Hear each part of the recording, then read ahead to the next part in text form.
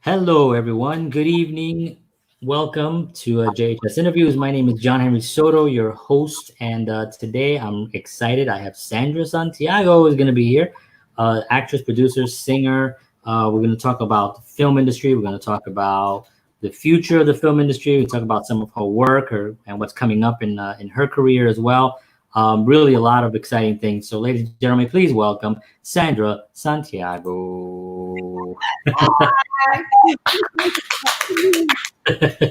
So thank you so much. I really appreciate you being here. I feel like I said earlier, I feel like I know you because we've connected through social media through years and following each other's career. And it's just been a really exciting thing to see all your work and see you doing some amazing things. I see you on the red carpet and doing all these glamorous dresses, and it's like, wow. So it's really amazing, and it's really awesome to have you here. So let's jump right in. Let's start talking about what's happening. I want to talk about you. I want to find out. First question that I usually ask is, where are you originally from? Okay, I grew up in a little town called Villa Union. It's a little town close to a very famous resort in Mexico. Mazatlan is very well known for college students to go and have fun over there. So since I recall, my family and everybody around me love to party. Yes. Yeah, we love to party. Party on it. Party's good. Party's good. That's awesome. So were you from a musical, creative family or an artistic family? You know what? Not really. But my dad used to have a bar, and in his bar he used to hire a lot of bands, Mexican bands, and very famous ones too. When they start their careers, and because some of them started their careers in his bar, when they became famous, they used to go and visit him anyway. So wow, he was not so. He didn't have enough for himself, I guess, listening to the whole band the whole night. He used to bring that band to his house, and he used to wake me up and say, let's dance, He used to ask me, dance, and I was a kid, and I liked it. yeah. Did you start singing early? I know you're a singer as well. Was that part of how you got into singing? No, I started dancing. Was the main thing. I started dancing. I started with when I recall, I started dancing for my dad because he wanted me to dance, and then I studied ballet. I studied different forms of like dance, like Spanish flamenco. Study Hawaiian. I study African. Like it's like different types of dances. When I was a kid, then I had the opportunity to dance for a very famous ballet, Mexican folkloric ballet, Mexico in Paris. So I've been surrounded dancers all my life, and now I'm into the salsa world. I'm learning from Stephanie Stevenson. She's a very famous teacher here in LA, and she's the salsa world champion. Wow. And dancing, and when everything opens up, I will be doing some performances. That's awesome. That's great. It's funny. I do see a lot of artists that you don't sometimes realize that they have, I think now it's more prevalent than it was in the past, but that they have all this other skill. They have all this other ability. They're actors, they're singers, they're dancers. But for some time there, like, you didn't see a lot of that. It wasn't. Now it's actually more. You'll see an actor that can sing really well, and you'll see a singer that can act really well, and you'll see the dancing. It kind of reminds me of the 40s in Hollywood, when an actor or an actress would be signed to a contract to Paramount or MGM or something. They would sign these contracts, and then they had these classes that they had to go to learn how to sing and learn how to dance and learn how to act and do all these different things.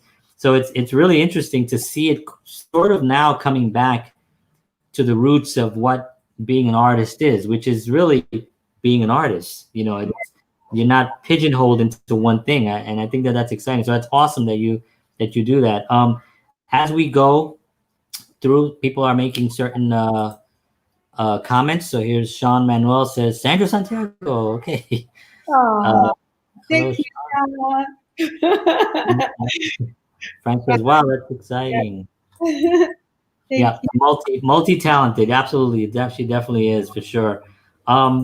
So tell me a little bit about like the moment when you were, at what point did you realize, holy cow, I'm an artist?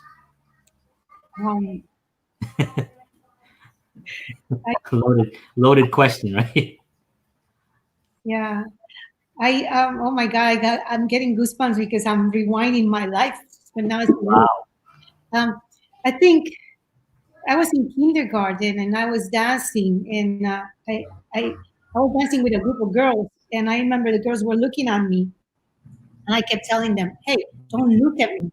You have to look at the audience, not me. Okay? Don't look at me." So they were looking at me for more steps. So Oh my God, that's amazing. yeah, so I realized that, oh my God, they're looking for me for like kind of like guidance. And Right. oh gosh, I was like, yeah, I love to do this. And yeah, I guess, So it was early for you. It was an early moment where you realized you really wanted to. Wow, that's yeah. awesome. But I didn't really wanted to,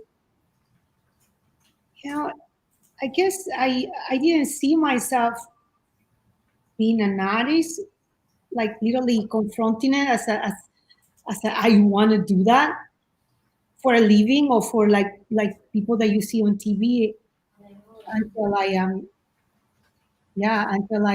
watched the movie E.T. Ah, okay. Yeah, because the actress make me feel all these emotions, and I said, well, I want to do the same. So that is when I say, I want to do that. But I after that I went to a roller coaster, finding out my way and really allowing myself to be an artist, allowing myself to be an actor, and pursue this as a career and make myself and this yeah Yeah. make myself believe or understand that that's who I am. You understand? I'm not pretending to be somebody else. I Sure. I try to pretend to be somebody else because I have a very explosive personality, Mhm. but very like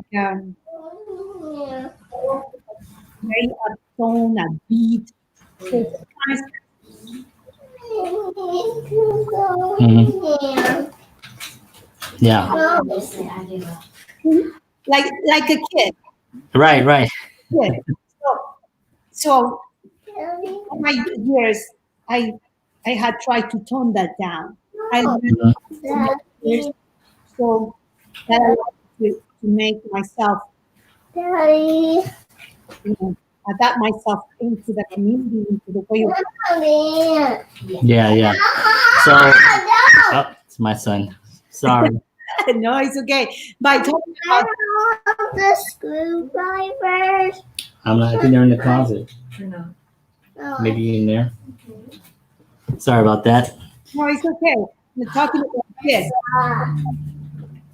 So, so yeah, what is it about like being an artist that sometimes it takes us so long to confront that, because same thing happened to me, where I played music, guitar at a very young age, and I had uncles that played, so I was surrounded by music. My grandparents raised me, so I had a lot of music in the house. Mm. My name was, my family name is Tito. Like my grandmother, even though my mom wanted to call me John, my grandmother said in Spanish, of course, she said, si tú lo llamas lo que tú quieres, pero yo lo voy a llamar Tito. Okay. And so she said, you call him whatever you want, but I'm going to call him Tito. And so she called me Tito from Tito Rodriguez, that was one of her favorite singers. Mhm. And so music was very, very important in our house, but it took a long time for me to really say, or feel confident enough that I wanted to actually go out and start a band and record music and then play in front of people and all that stuff. There's something that goes on where we tend to maybe invalidate that Yeah, for ourselves based on maybe what somebody else thought or some fear that we have that's not even real. What do you think? What's your take on that? I think that is, in my case, is that it's just conforming to what society think is good or bad, what is successful or not. I didn't want to be seen as a starving artist. I remember, oh my God, I remember I was walking one day into a building and I saw that there was an artist just waiting for to get into an audition, and I felt like, oh yeah, how long it will take that person to get a job. So I didn't even want to confront it. Wow. There was another situation, another experience that I had. It was in a bank. I was a banker, and then there was a girl who came to do a part-time job, and they were start like other girls were start saying, "Oh yeah, she believes she's an artist or she wants to be an actress or something like that." Later on, I cried Uh, so much because I couldn't step up for her. Oh my God, it was so painful because I kept my mouth shut and I was not able to defend her. She didn't listen, of course, but I could have to say something and say, you know what? It's not. She doesn't have to ask you for permission to do whatever she wants to do in life. Let her right. whoever she wants to be. She's just yeah. Yeah. So I think there was. I think there's so much things going on like that, and you have to like really understand your purpose in life. When I understood my purpose in life, then is when I allowed myself to be who I am. Because I think it's very hard to be an artist if you don't know your purpose, because society could be your family, it could be the person that loves you the most, or the person that lives with you next to you that wants to protect you. Right. Right. Yeah, and gives you a lot of pain and insecurity, something that you don't have, something that you feel happy because you're doing it, because that's what an artist. I think an artist by doing his art or doing whatever he loves, he's happy. Money will come. Money Yeah. will come. But Yeah. you start getting all these uncertainties in yourself, and then you don't do anything. You just stop. You just Right. do anything. So of course you don't grow. Nothing grows. If you Mhm. don't do anything, nothing is gonna move. That's So it. and yeah, so I think one of my goals in life is just to show people that just to live life that now, like to do what you love now, and life is really good to me because I think I'm honest to myself. I'm a very good actress. Hmm. For And sure. I know that because I can see the the emotions I can bring to other people when they see my performance, and because that's the emotions I had when I saw other actors on the screen, and I was like, oh my god, that's the most wonderful feeling. That's the Mhm. most wonderful pain that I can have, Yeah. and yeah, so yeah, that's what I can tell you. Yeah. It's funny when to be an artist, when you're creating, it's the most happiest that you are. And yet here's someone who's trying to stop that or trying to discourage it, whatever your purpose is, because when you first start doing art, you don't really know what your purpose is. You just love doing it. As a Yeah, spiritual being, you just want to create something. You want to make it makes you feel good, and that's kind of like where it originally starts. And then as you realize how it impacts other people, then you realize the responsibility behind the art, and you say, wow, this can really make people feel good. Because I remember when I was a little kid, just like you said, I remember how I felt when I saw ET and when I saw these performers. It's so it's an amazing thing, but it's difficult to be invalidated as a young artist. And I think you're right about standing up. It's really hard even for us to stand up. I mean, not now, because now I don't really give a crap. I'm old and I'll tell anybody off. But when I was younger, it was a little harder to really confront, someone. I mean, I had somebody once tell me, after one of my records came out, he heard it or something, and he said, he was like, "Oh yeah, okay. Well, don't quit your day job," he said. And I remember just kind of like laughing at him and stuff. And the irony is that he ran a couple of health clubs in New York City. All 5 of them shut down. Like, he lost all his clubs, and I don't wish that on anybody. But Yeah. my point is that here's somebody who was saying something negative about an artist, and here's his business practice going in the toilet. So it shows you that when you receive communication like that from someone, they're in a much worse place than you are. And I think as an artist, if we can educate artists to know that about themselves, I think that's a valuable tool, to really get them to understand they're not really doing too good in life if they're telling you what they're telling you. You know what I mean? So that's an important thing. So thank God you kept going. And thank God it didn't stop you, because you're wonderful. You're a great actress. Let's talk a little bit about your film work. Now I've seen so much stuff on IMDb, and I've seen so much of your film stuff. Give me an idea of a role that you had. It doesn't have to be a current role. It could be in your whole career that you really felt challenged by. Something that was really something that you had to really work on. And I mean, as an actor, obviously we all work on our craft, but something that you really got, wow, I really need to this is a good one. Well, I don't think I have had it yet. Wow. And that's what I'm looking for the future. Wow. Now in society, I'm really looking forward to get more opportunities, and get better roles. Yeah. Better roles in the way that I play in society, because in society I'm Right. and I'm American. If you hear me, I have an accent, but I kick ass. Right. Like you. You do.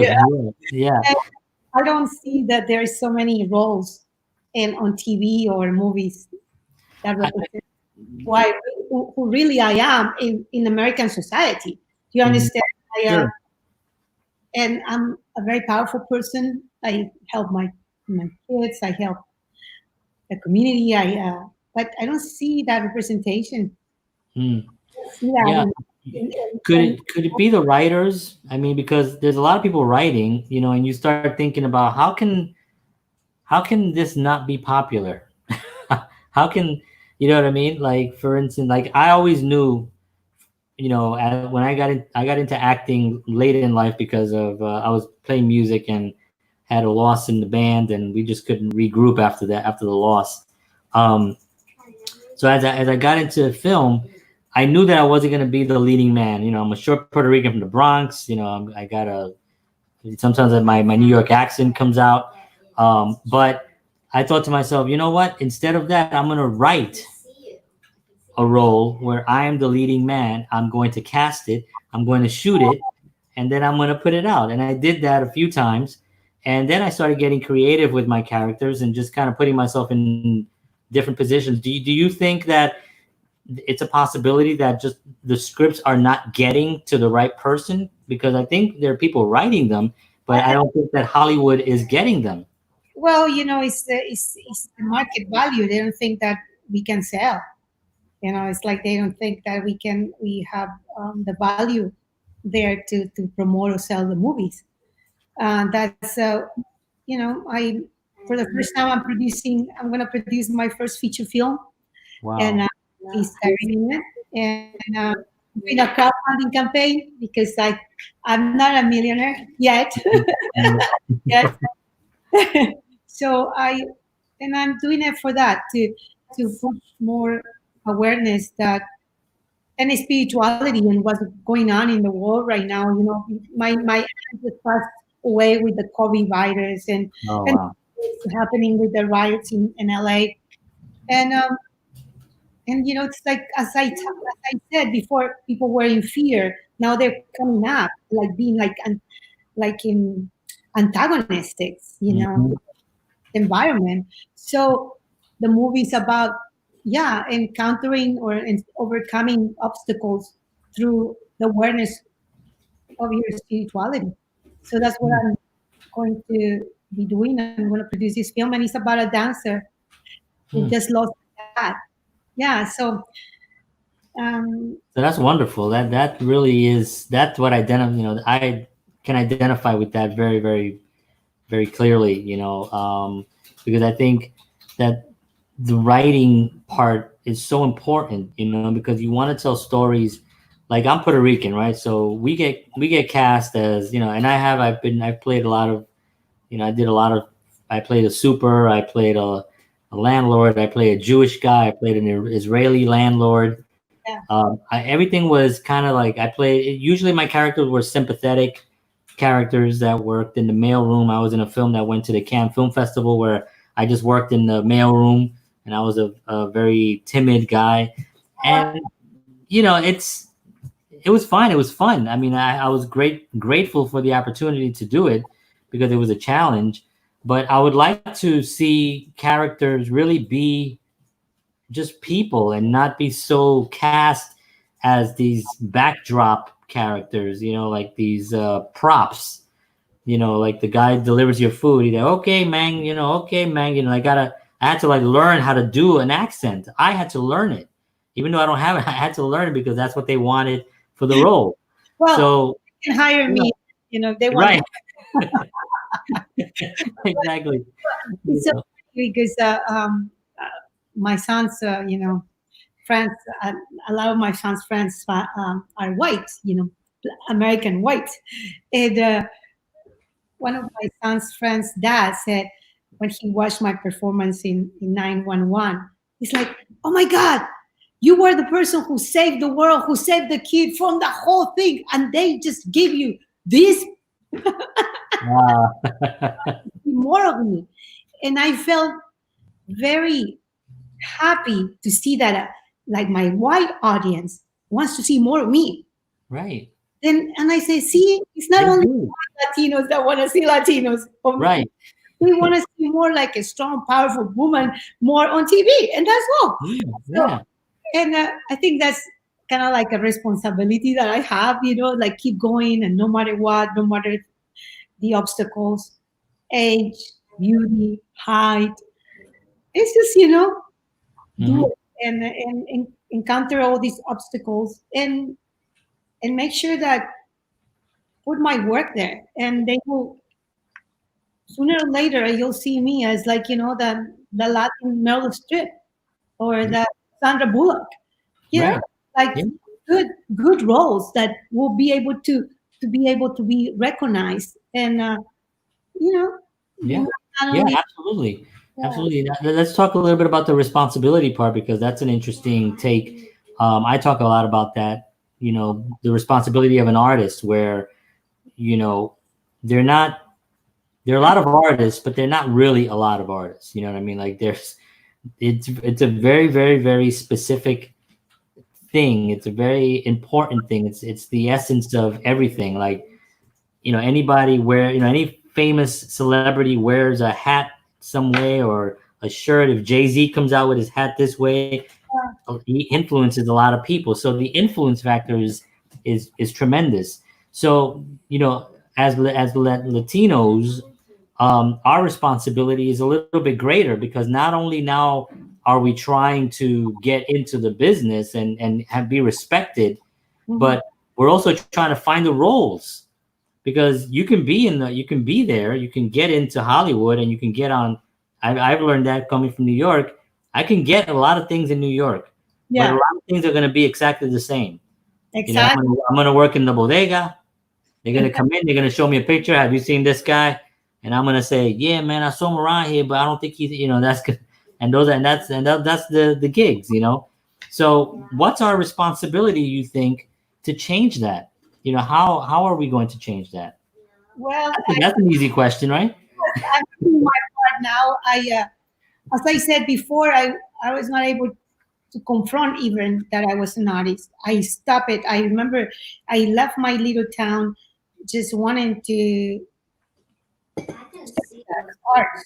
And I encountered so many like stops that I said, no, I don't want to go through all this pain and through all this aberration.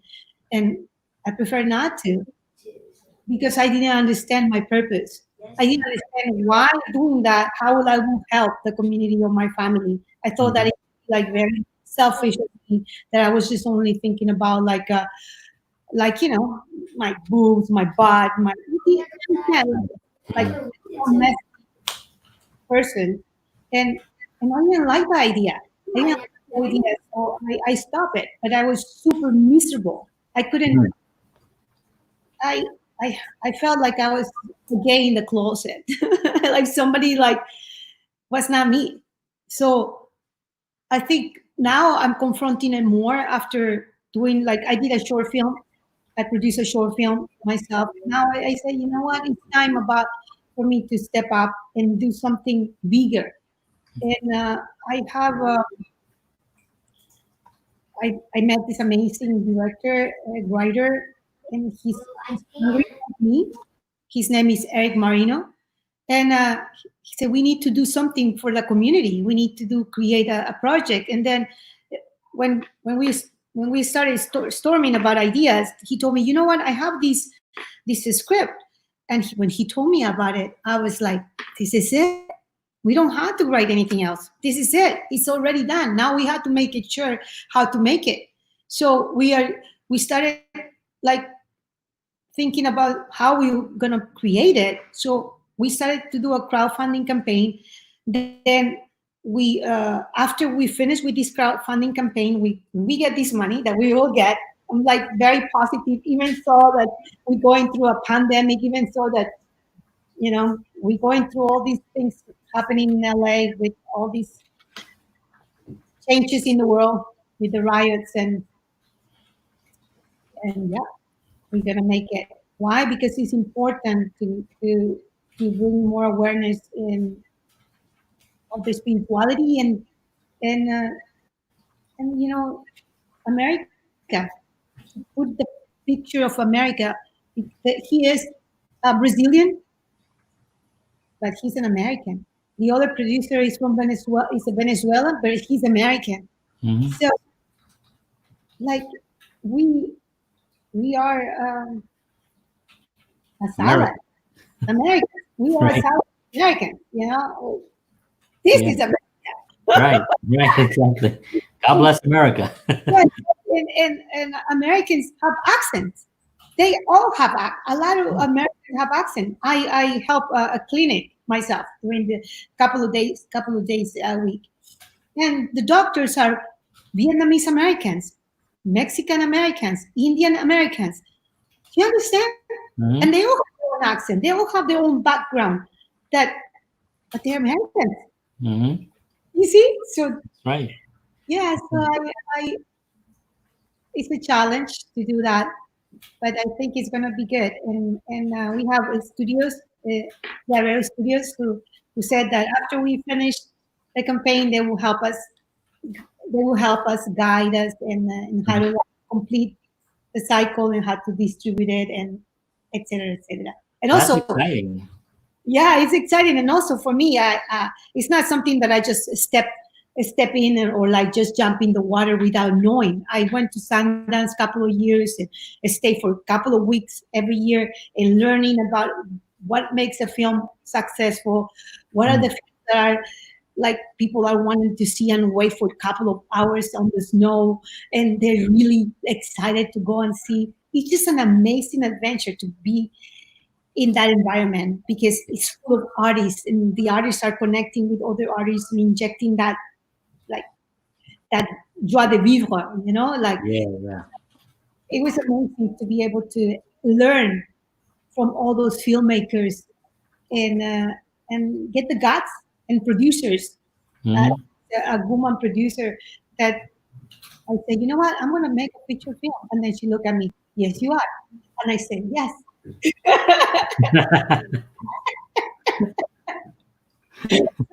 So yes. So I feel accountable. So I'm making a feature film. So Good. yeah. So here I am. That's so great. So what is it? What is it about films? Like what?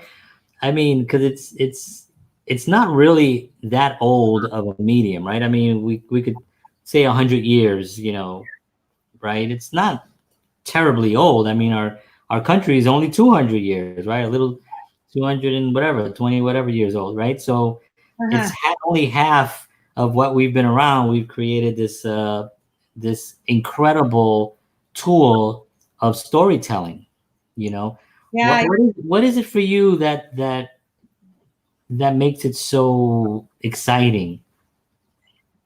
The whole thing in the colors, the makeup, the the wardrobe, the set designs, the music, Mm, um, the settings. It's like wherever. If you watch my film, The Truth Can Smile, they showed it in San Francisco and Scotland. So you see this beautiful, amazing um, takes on nature and mm, on buildings. So you can experiment that even though you're not able to travel. So mm. that's a beautiful way to show the people the world. Yeah, And I think it's just make people dream and have another perspective of life. And like dream, like really take you away from whatever you're going through. sure. And I think that's what I like it. I like Yeah, so much that um yeah, I can make people get away from whatever state of mind they are in sure. to another state of mind. Of Yeah, course, I bring them down too, very down, because I right. do drama very good. Oh, very good, very good. Yeah, But I prefer to bring those emotions in a higher tone. Yeah, right. for me, the lower tones, um, I I can do them so well that I don't really want to do them. It's funny, the you mentioned the colors and everything, and stories. There's always conflict in any film, right? That's what makes it interesting. And like you said, there has to be, because you can't make a movie with everyone's always completely uptone, right? Yeah, no, Because it's not going to be interesting. It's a kids show. It would be a kids show, right? If you're doing something on PBS or something, then yeah, everybody go. But even on the kids show, you'll have somebody who might be a little bit of a, Oscar the Grouch is a perfect example, right? From Sesame Street, right? Everybody was all, and yet there's this Grouch that lives there on Sesame Street. So yeah, it shows you that you need both sides of it, the all of it to really make a story compelling. Now, let me ask you a tricky question because yeah. there's a lot of roles in Hollywood, right? Let's say because you're beautiful and you want to be in the wardrobe and the makeup and you want to, but what Yeah, if I love all that stuff. I know? But Uh, here's the challenge. What if but here's the challenge. What yeah, if you get cast in yeah, something that's not glamorous? I like that too. It's Yeah, okay. It's another character. It's right. I don't care. Yeah, Another character. For me, I like to dress up and all that for the red carpets or for the screenings, but for my job as an actor, the more the merrier. The different characters, like the yeah, different, unbelievable. The movie that we're going to make, it's called the Life Force. It's a psychological thriller, and it's where this woman, this dancer, meets all her evils, like the gluttony, and then she meets all these type of evil are in her imagination. So I'm going to be able to portray different type of characters in one character, because that's awesome. I get possessed through all these bad evils and whatever. So it's going to be good because I'm going to be able to be different characters and different people. Yeah, I think it's so much fun. See, I feel like a kid talking to you about that. Yeah. And I don't know if he duplicates my emotions, but that makes me happy. Yeah, I totally understand, because it's playing. Yeah, it's playing at the highest level, and it's so high tone when you're playing. Even if you're playing a character that's kind of like, you're still creating this art. You're still creating this emotion and this thing. It's pretty cool. I normally don't. I'm one of those guys that don't talk about. I don't really talk about acting per se too much. I like to talk about, I don't talk about techniques and all that stuff. I don't like to get into what makes your technique, get really serious about it. I like to talk about what inspires a person, the individual, the actor, to a character. Like what actually drives them into a character. Like you have a character in how do I pronounce that again? The Etruscan smile. Etruscan, is that an English word and I just don't know it? It's a very famous book and the name comes from the Etruscans. It was the Italian civilization. Oh, Etruscan. Okay. It's like the Mayans in Mexico, like the Yeah, I got it now. Etruscan smile. So tell me a little bit about that project, because I want to see it. I haven't seen it yet, and talk to me about it, because I know you're excited about it, and I'm excited now.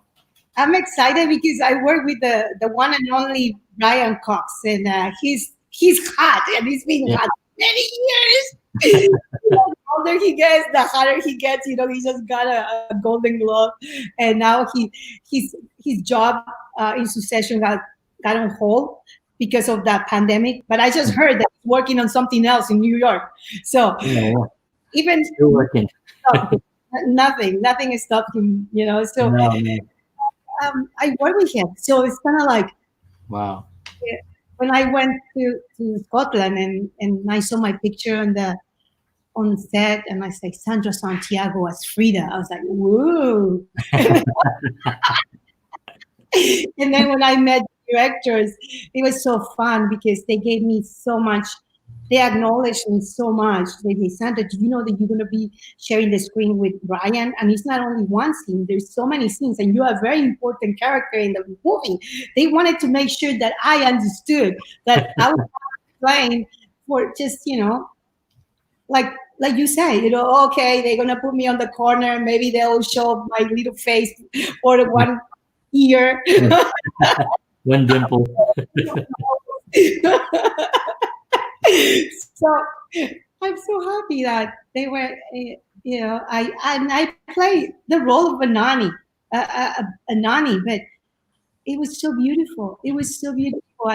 I work with two twins that they have different personalities, and I love kids. I guess I get so attached to people and to kids that sometimes it's not good. So I pretend not to care. So it doesn't hurt me so much. But it was an amazing experience, and I became very good friends of that talented human being, and his wife is a sweetheart, and they both live in New York, and I'm blessed that I have worked with him. Yeah, that's great. So what I'm going to do is I'm going to find the information on where we could see it. I know that it was I think you mentioned Apple TV, and you mentioned a couple of other places. So I'll make sure I find links, and I'm going to put it in the description for anybody on YouTube or Facebook that's live here now.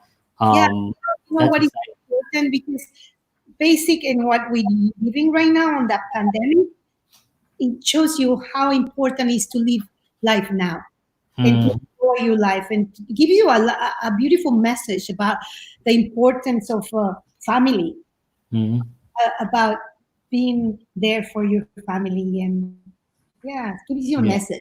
So you can take it as you can take it the way you want it, but I think it's a good message for society now that we are, or I think we're not in fear anymore. I think now we are in antagonism. People are just tired and they're getting angry. They're coming up to, yeah. But let's talk a little bit about the current situation. Not so much about what's happening on the outside, but what's happening on the creative process for you during this time. Like you're producing a film, a feature film, which is in itself a huge undertaking. What did you work on during this time that you were home? What were you focusing on?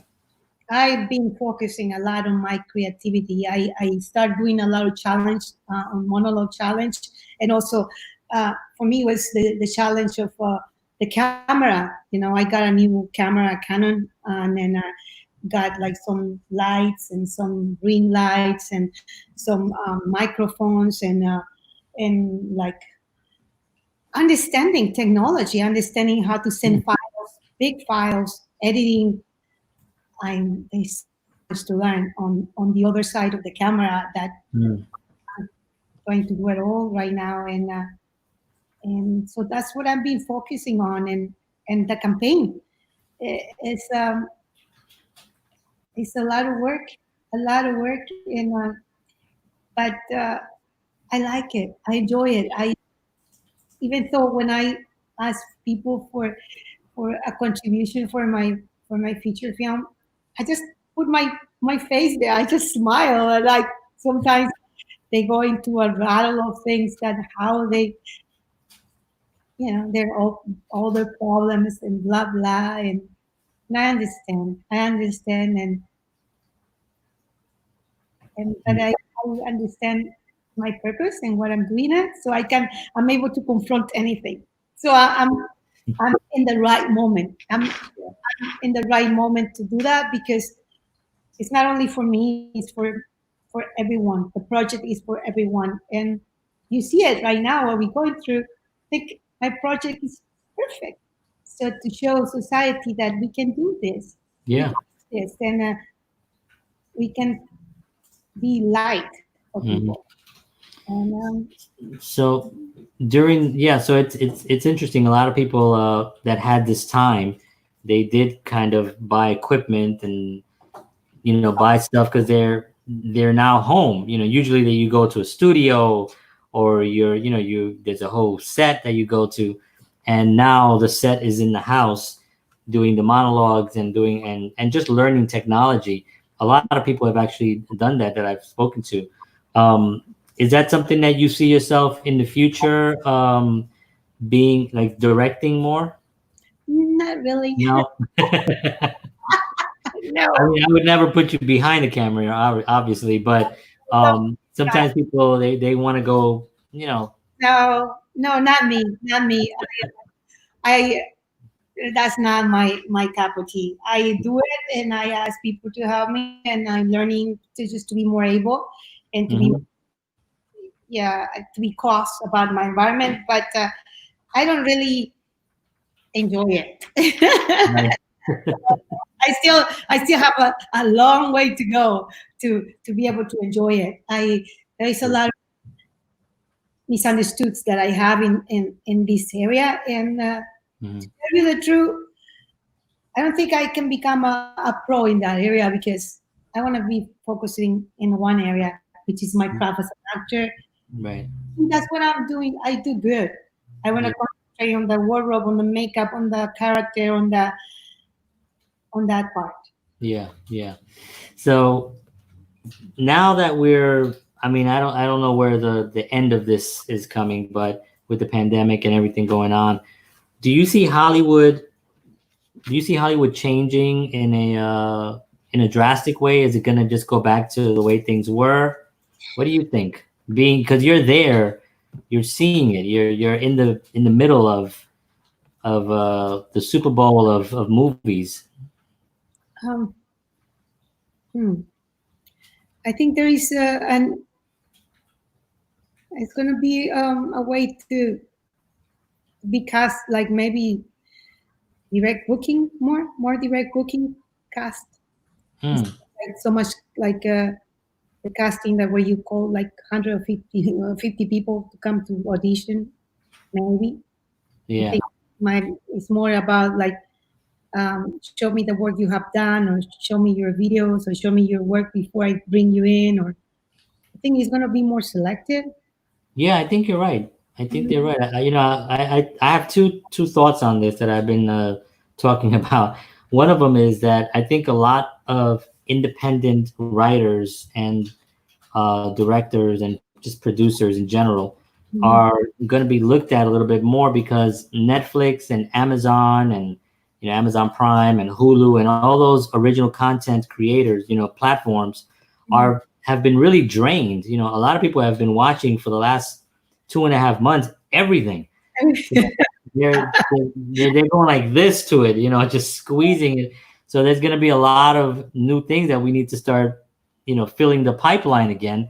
And I think that's going to give an opportunity to either the studios themselves are going to start selecting again more on a broader scale, but more specifically like, okay, we want to look at more people, but we want to look at people that are working and doing stuff that can come in with a script and a series idea. And so this way they'll have, or what I think could happen is another streaming site could come up, like one of these big companies could start a streaming site and then bring all those people on and then compete with all the other platforms. Do you think that? Oh, another thing that I was going to say was casting directors, because of this whole thing. I think they realized, hey, we don't have to call in 200 people, like you just said. We don't have to call in 200 people anymore. We're gonna receive 500 submissions. We're gonna go through them in about a week. Mhm. We're gonna narrow that down to 100. We'll have them do a second audition still via this. We'll do a conversation with them, and then we'll narrow that down to like 20, 25 people and bring them in for Exactly. that. And I think that that's gonna not only is gonna be cost effective for a Yeah. lot of casting studios, casting agents.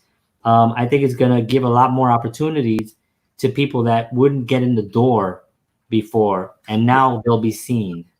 Yeah. I think those things are going to be a really important thing to the future. It's Yeah. exciting. Um, Preparation. People say, "Oh, oh, he's so lucky," right? And it's not luck. It's Oh, when opportunity meets whatever the quote is, right? When it's opportunity meets some a lot shit. of a lot of training, and for any actor, my respects for anybody that is doing the craft. Even if it's they doing themselves, even if they playing themselves on camera, my respects for them, because there is a lot to going on set.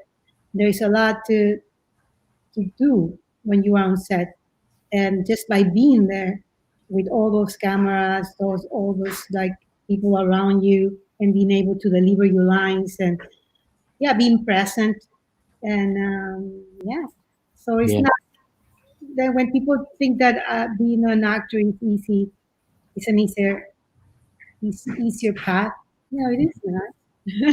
Like yeah, people think, oh yeah, because they're pretty. Yeah, some of them they got there because they are pretty, because they're, when you look at them on the screen, oh yeah, they're so beautiful. But then what? yeah. I was gonna, I talk about that a lot with friends about Instagram, right? Because Instagram has 1 billion beautiful girls that all they do is they just, they're in the gym, they're working out, they're gorgeous, they have 100,000 followers, all these amazing girls. And then I'm thinking to myself, but what then? What where's what develops after that? And I think it's just a good example to show that you have to work.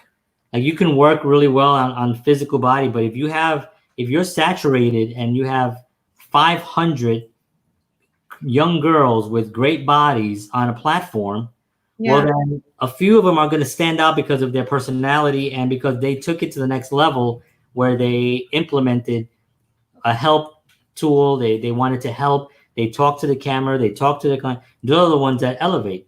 It's the same thing with the film industry, with filmmakers. You know, the ones that really are that want to do it are the ones that are just out there hitting the pavement all the time and really writing. I think for me it's writing. It's like, you know, I'll come up with an idea and I have a book. I have books jammed with just synopsis. I'm think of an idea, walking down the street and see somebody crossing the street, and I think, I wonder what that guy talking to that guy is talking about. And there's my script, you know, and I'll start something from there. I think that to me is also a key factor in people expanding, especially now with social media. Talk to me a little bit about social media. I know you're on it. I see you on it all the time. How important is it for you? Like, is it something that you like doing? Yes, I love social media. I love social media. I love Facebook, and I had more time, I would be, I'll be learning more about social media. There is so much to learn in social media, but yeah, it's one of the tools that you need to learn. It's part of your day now, and I'm so blessed that I was able to get in it long time ago, so I understand that I have a community that I can talk to. Look at you, I met you when your wife was pregnant, and look at your boy now. It's so cool to have that, and I have a lot of friends that are really friends, and yeah, I like it. It's a great tool to communicate, and I have so many people that I know and that I care, and it's a fast way to communicate. Yeah, that's one of the reasons why I like it. Like people think I've heard this before because I had a business where I did social media, and you know, one of the things, like all these platforms right here, you know, if they go away tomorrow, it's not really going to bother me because I'll find other platforms. I'll find, you know, it's just, people have to understand that it's just another way of communicating to the masses. And when artists decide that they don't want to do social media, I always immediately think, hello, where for? You know, we are there to communicate. Do you understand? We are just there to communicate whatever we want to communicate. And if they say, "Oh, I'm not in," you know, I don't like social media. For me, it's kind of like, so what, do you want to be an actor or an artist? I mean, I know it's unfortunate, but I mean, unfortunate for them. I love it too, but I mean, it's unfortunate that they think that, and because you can't really, you know, it's almost like you don't exist if you don't really utilize it as a tool, just as a tool. You know, I mean, if somebody's out there taking pictures of their lattes and taking, you know, and selfies here and there, you know, it's fine, and that's fun too, you know. But if you're a business person and you're in show business, you know, you have to show, you have to show your business, you know. Exactly. You know, one of the things that one of the stories that I'll tell real quickly because I'll tell it fast, but based on social media, was that years ago I saw a documentary on Paul Williams. I've told this story before, but I think it's relevant whenever I'm talking about social media. Paul Williams is a singer, songwriter. He wrote a lot of famous songs in the 70s. He has an Oscar for one song. He has Grammys. He's a very well-known singer-songwriter. I'm a big fan of his because I grew up listening to his music, and my mom was a big fan. And so years ago, a couple of years, about 4 or 5 years ago, I got interested in a documentary. So I looked at the documentary, and I thought to myself, I wonder if he's on social media. You know, I just thought to myself. So I looked him up, and sure enough, he was on Twitter. So, but it didn't have the blue check on it or anything. I thought it might be just a fan page. So I responded to him, and I said, "Hey, I just saw the documentary on you. It was really fantastic." And he responded back, "Hey, thanks so much. I appreciate it." So then I thought, and so I wrote back. I was like, "Hey, is this really Paul, or is this a fan page?" Very respectful. And he said, "No, this is really me. I opened this up for a book that I'm writing." So I was like, "Wow." So we ended up starting a dialogue on Twitter, which went on for about a year and a half. finally the book came out. It was written between him and Tracy Jackson, who's a wonderful writer also. And the book came out, and I had been sharing their stuff and retweeting all their stuff about the book, and I'd just been really interacting. So I go to Barnes and Noble because they have a book signing. I go to buy my book, and I said, "Hey, let me go meet Paul Williams and Tracy Jackson." So as I get to the front of the line, I got my book in my hand. I give my book, and my name is in the book because the lady wrote my name. She wrote John Henry Soto in it. So she hands the book over to Tracy Jackson, and she opens it, and she goes, "Oh my God, you're John Henry." And then Paul Williams goes, "Oh, John Henry," and he jumps up, and the whole line is looking at me like, "Who the hell is John Henry?" And so they came up, they gave me a big hug, they thanked me for sharing the book and talking about the content, and then she tells me, "Did you see the back of the book?" And I'm like, "What?" And so she opens the book, and they gave me an actual dedication in the back of the book, thanking me for helping them on social media.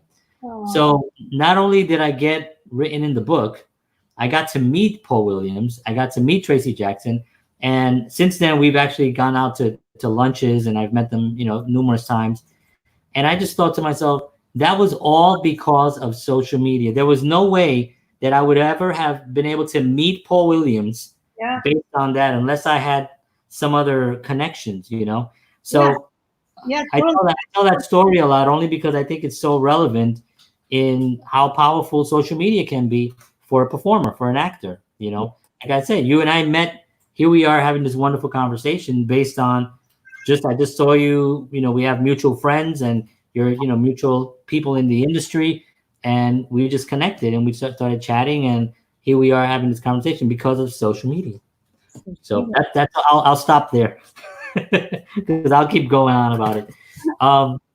So let me ask you about your future. You have your project that you're working on. That's probably going to be your focal point for a little while, right? Yes, for this year that's my baby, and I'm going to make sure that the baby is born and happy and with wealth. Yeah, well fed. Yeah, health and wealth. Absolutely. That's my goal for this year, to make this project a reality, and so all these platforms on social media, like right. That's right. I was just going to ask you, so do you have a is the fund your fund crowdfunding do you have the link? Yes, it's foundlifeforce.com, and Okay. you can help me there. Yeah, absolutely. That's why I wanted to ask you. You guys can help me. Anything helps. It's just a wave of happiness and emotions that anything will help the emotion of the wave, so we can keep moving and the wheel can turn. Sure, that's exciting. We'll definitely get the link, and get me the link, and I'll put it into the description again also as well. And I'll also just talk about it, in we both have our kids running into the shop.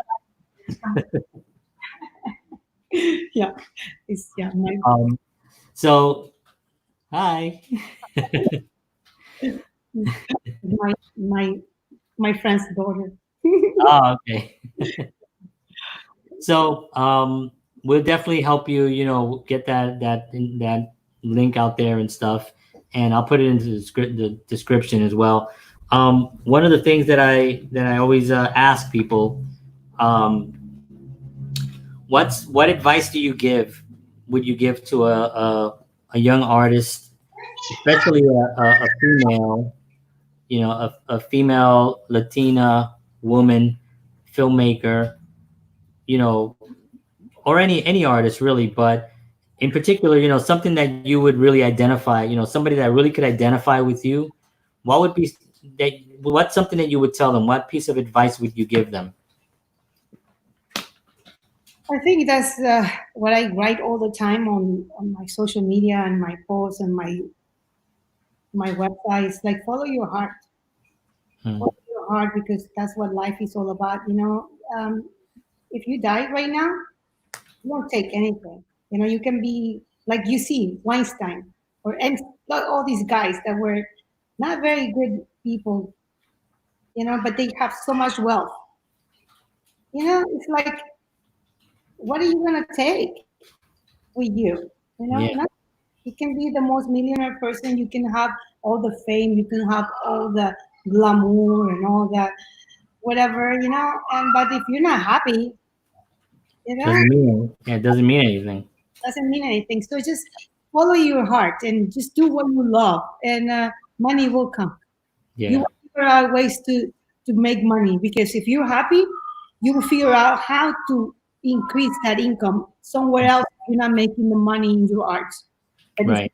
you will figure out, and then sooner or later you want to start making money on your arts, and it's going to be a time that you're going to just do that, the arts.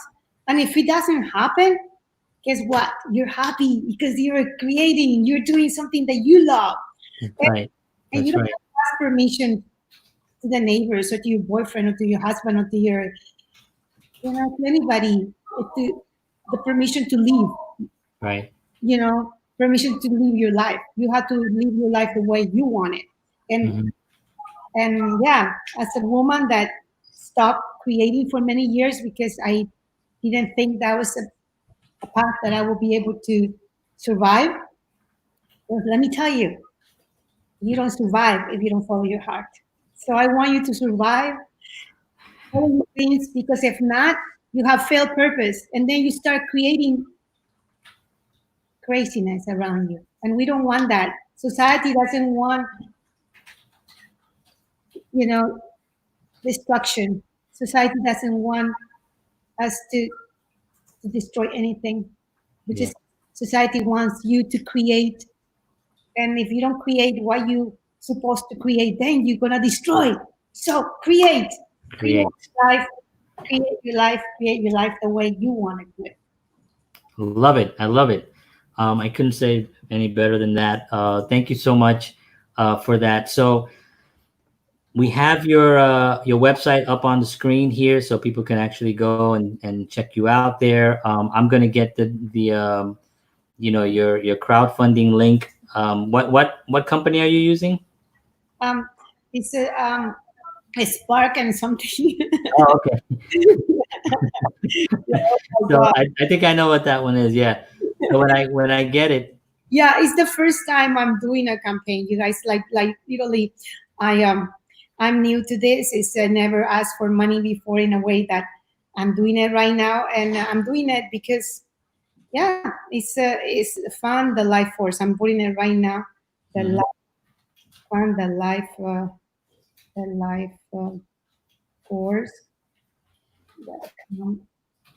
Okay, fund the life force. Okay. Well, I don't know. So fund the life force. It's all good.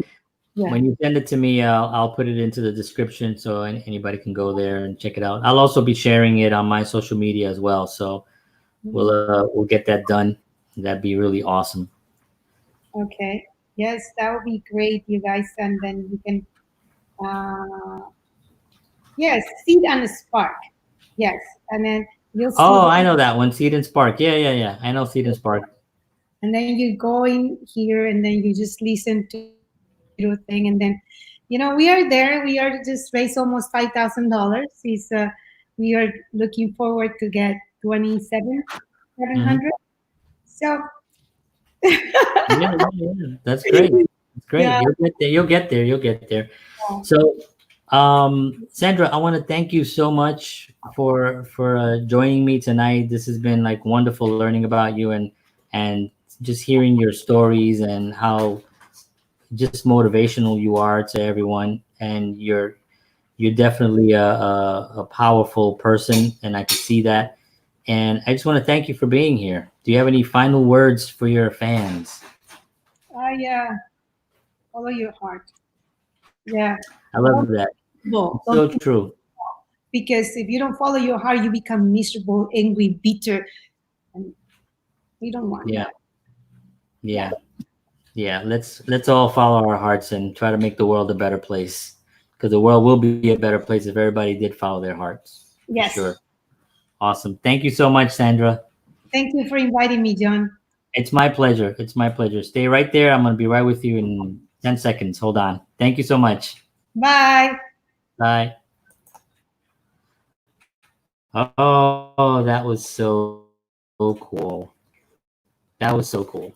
So Sandra Santiago is amazing. She's so great. I'm going to put all the information down there on the description so you can check it out. Check her out. Follow her on sandrasantiago.com as well.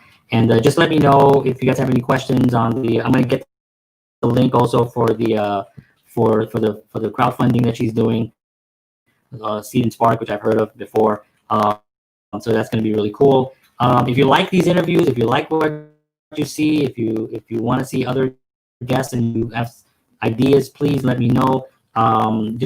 Just like the video, subscribe to the YouTube channel, hit the little bell there so you can actually get a notification every time I go live. And that's it. I will see you again tomorrow. I'm doing my other show, which is from ghetto to mellow and back, and that's tomorrow at 9:30. Hopefully you can tune in for that. And that's about it, folks. Thank you so much. God bless. I'll see you all. Peace.